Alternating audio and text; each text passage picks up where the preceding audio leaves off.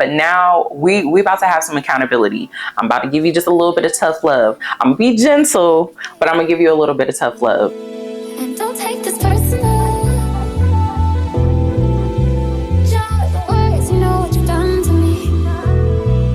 Hello, beautiful people, and welcome back to my channel, Simply Kee Samone. If you are new here, I want to say welcome, and if you're returning, I want to say welcome back. Here on my channel, I talk all things mindset, growth, and lifestyle.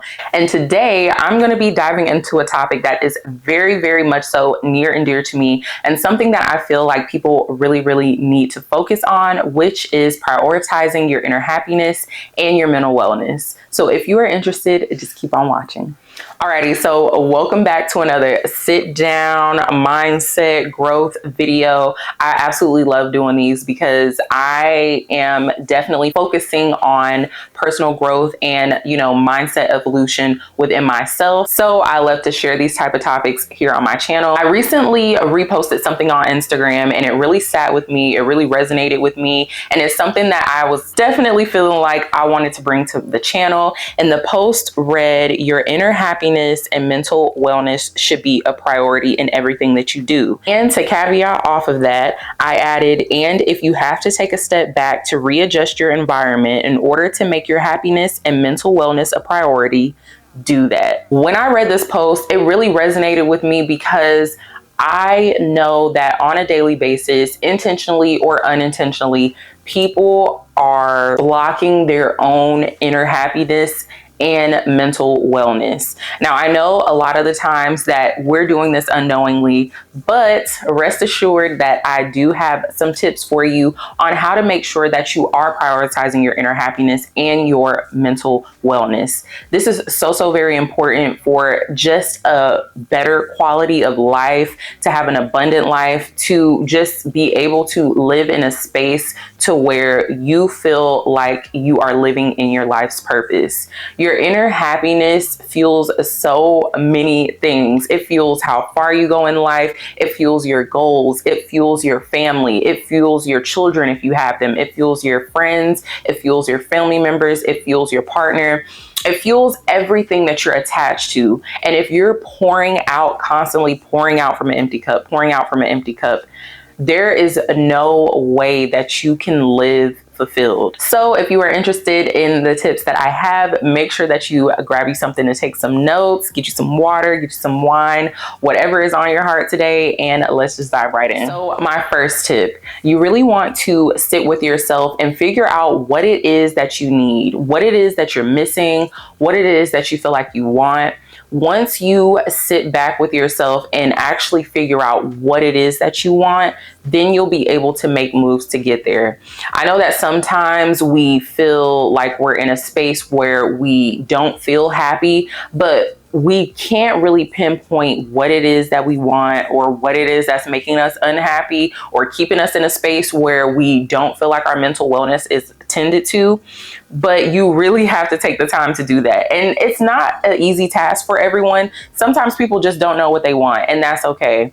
But once you do take that time to dissect that, then you can make a plan of action from there. Tip number 2, let your gut be your guide. Call it your intuition, call it your gut, call it whatever you want to. But I am most definitely a firm believer in, listening to my body, listening to, the voice from within, listening to God. And the way that you're able to do that is to go with your gut. Go with your gut intuition. What is your inner self telling you to do? Sometimes we make decisions every day and go against what it is that we really want to do. And I think that you're definitely doing yourself a disservice. Your body will naturally react when it's letting you know that you're in an uncomfortable position, or if you're in a stressful position, or if you are in a position that you just may be questioning about. If you have any feelings like that towards something that you're doing, people that you're around, an environment that you're in, you really need to tap into that. Listen to that. Listen to your body. For example, whenever you have anxiety attacks, that resonates physically in your body. That comes up. You're breathing heavy, your stomach hurts, you feel like your chest is tight, you feel like you can't breathe, you feel like the world is closing in on you. That is a physical sign that something is wrong. High levels of stress, high levels of unhappiness, high levels of conflict. So listening to your gut in just those small decisions, those everyday decisions that you have, those gut feelings, those back of the mind thoughts, make sure that you're really tuning into yourself and listening to those things. That's really going to guide you in the direction towards something more peaceful, something that more so resonates with you. And if you continue to go against that, you are putting yourself deeper and deeper into a place where you are disregarding your mental wellness. And that's something that we definitely want to avoid. So make sure that you are definitely listening to your gut. If you feel like something is just off, if you feel like, I don't know, and you keep going forward, eventually that may turn into something that is completely not good for you, something that is not meant for you. And instead of going along with the wave, riding along with the wave, going with the flow, you really want to tune into that and make sure that later on down the line that you have protected yourself from something that just was not meant for you. So my third tip, this is something that I definitely had to work on within myself. And I know that it's something that a lot of people avoid, and that is confronting the situation, person, or environment that is causing you unhappiness, that is causing you any type of discomfort, any type of reason to question yourself or to feel uneasy. One tip that I have, especially for anyone who finds it hard to confront, and I know when we hear the word confront, we think of confrontation because that is the root word, but you really want to come at the issue from a sound place. If you are in a very highly emotional state, you're right, it's going to come out as conflict, it's going to come out as confrontation. But what you want to do is remove yourself from the situation, really analyze what it is that's going on, why you feel the way you feel. That way you're able to communicate that effectively. If this happens to be a person, a friend, a family member, a partner, make sure that you're asking questions. A lot of the time, whenever we confront something or address something where, we going in, we saying what we got to say, and we just letting them have it, right? I've found that the most effective way to talk to someone and, really get to the root cause is to just purely ask questions.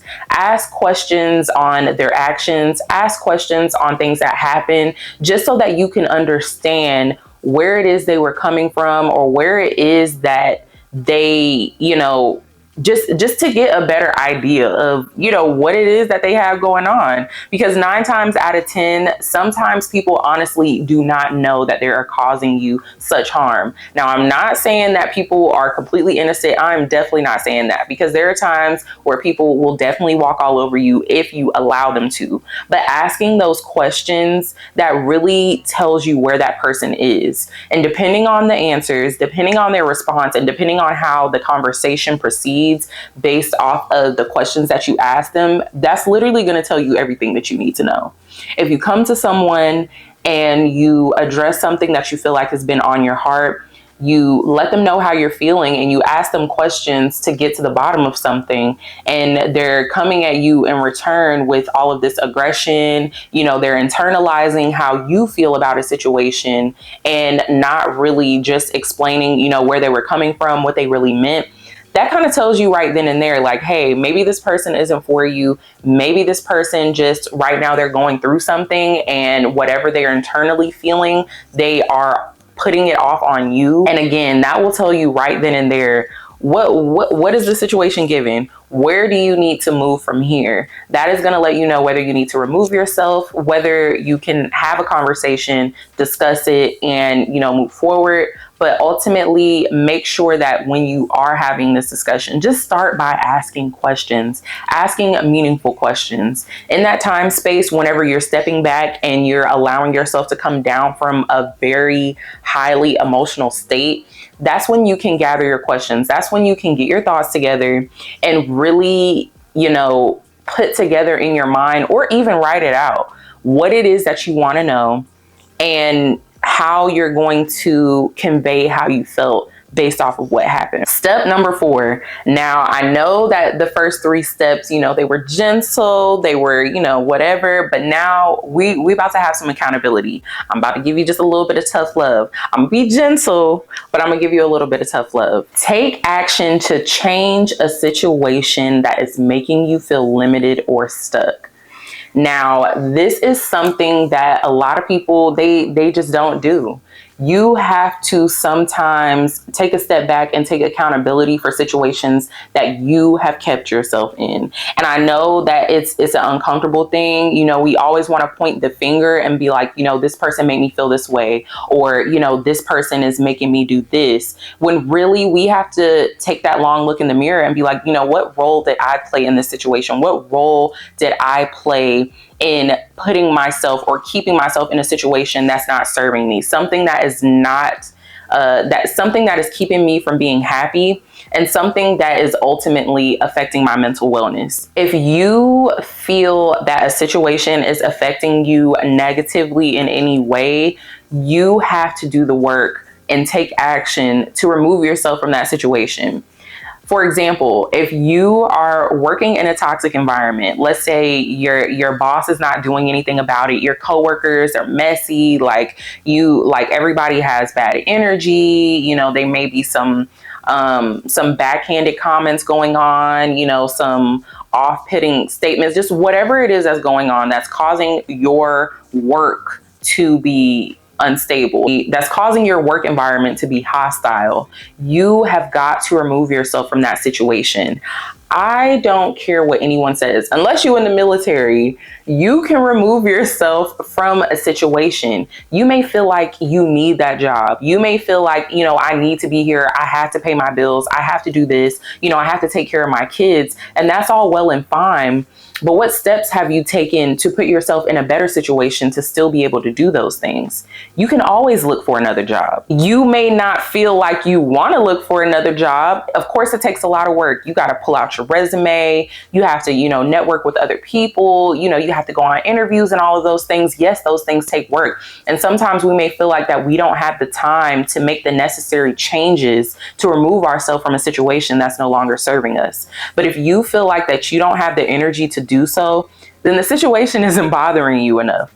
The situation isn't causing you that much unhappiness for you to feel like that you can change that situation. If something is severely affecting your mental health, you have to take it upon yourself to make sure that you put actions in place to remove yourself from that situation. Same thing goes for relationships, friendships, or just a living environment, living situation. If you feel like the environment that you're in is affecting you negatively, you are going to have to do the work to remove that. Whether it's like a marriage of 5 years, 10 years, 20 years, and you're like, oh, I just don't want to throw away all this time.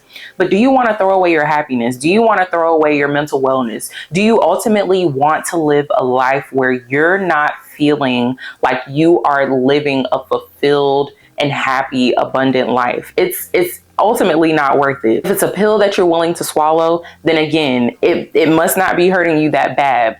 But if it's something that you truly feel like is hindering you and making you feel stuck and really affecting you negatively, you have got to put in the work and take action to remove yourself from that situation so that you can have a brighter future. Now, I know I just struck a nerve in somebody, but I'm telling you, it's what you needed to hear. I know it and you know it. I've had to tell myself that at one point as well. So don't feel like you're alone, but just know that you are the only person that can truly take action and to move away from something that is no longer serving you, something that is causing you unhappiness, disrupting your mental wellness. You ultimately have to take charge of that. Alrighty, last tip, but most definitely not least, probably the most important. Actually, it is the most important on this list, okay?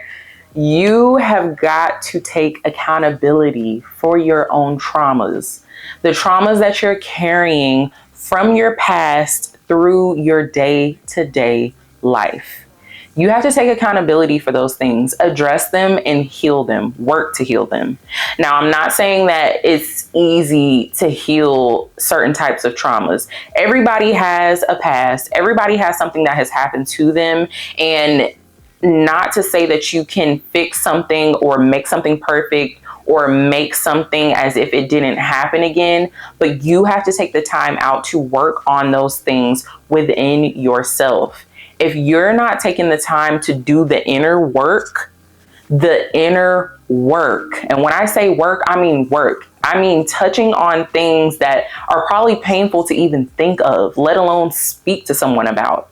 You have to really take the time to address those things. If something has happened in your past and it's affecting you today in your day-to-day life, you have to take ownership of that. Whether or not someone actually did something to you, or whether it's something that, happened to you when you were a child, or whether this is something that, happened in a relationship, you have to take the initiative. I'm not going to say you have to take ownership, because sometimes we didn't ask for the things that people do to us. We didn't ask for the situations that we were in. But you also have to know that at the end of the day, you can't change what happened.